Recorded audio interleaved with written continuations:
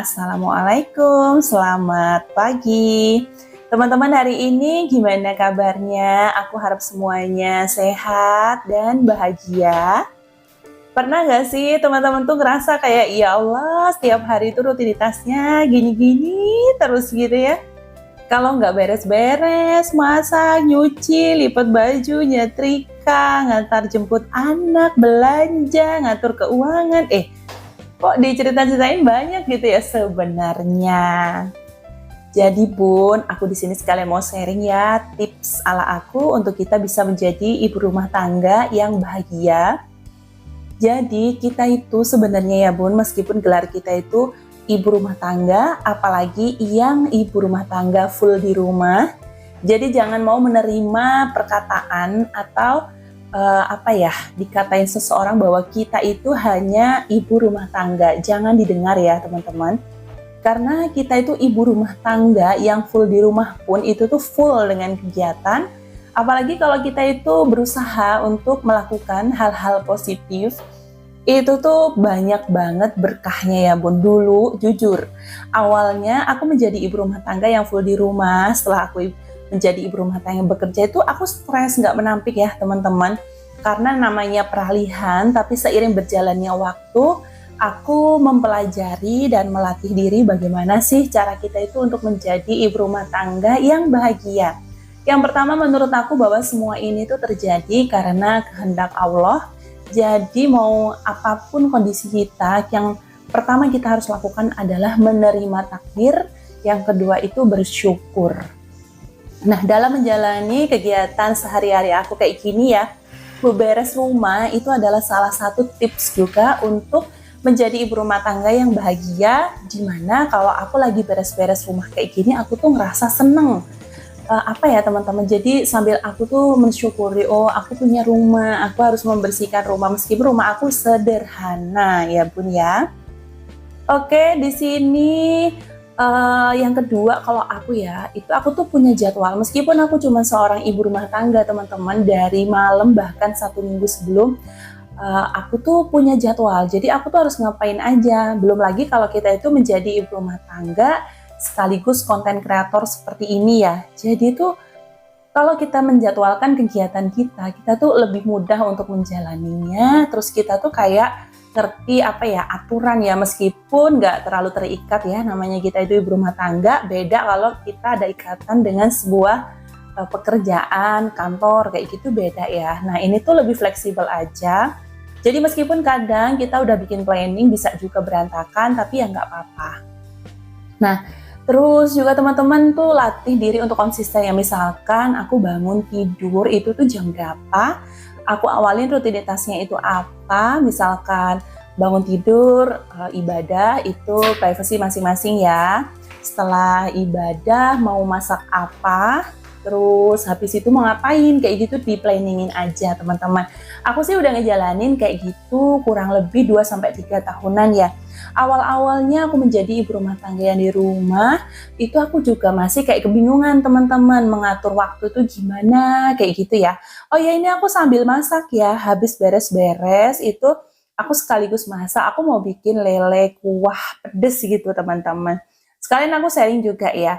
Jadi kalau kita tuh konsisten teman-teman untuk mengatur waktu, dijamin deh kita tuh nggak akan jenuh karena kita tuh udah memplanning ya. Kegiatan kita tuh ngapain aja, terus kita bisa evaluasi. Apa sih yang kurang, apa yang perlu ditambahkan. Jangan sampai ada waktu yang terbuang sia-sia untuk hal-hal yang tidak penting gitu ya.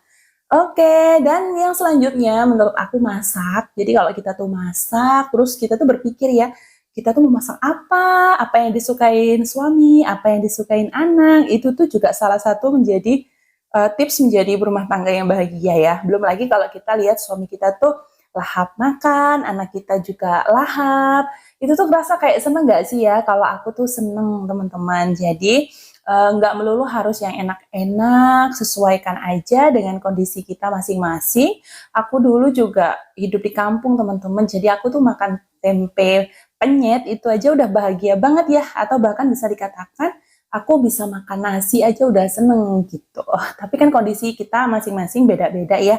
Nggak perlu kita menyetarakan karena kehidupan kita realitanya tuh banyak yang berbeda, mulai dari status sosial, status ekonomi. Terkadang kita tuh kan kayak ngelihat orang, oh, hidupnya enak, makanannya enak.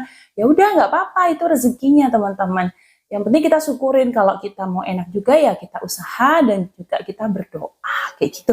Pokoknya banyakin hal-hal positif ya, mulai dari pemikiran kita yang positif, jiwa kita yang positif, tingkah kita yang positif. Pokoknya itu semua bisa dilatih kok teman-teman.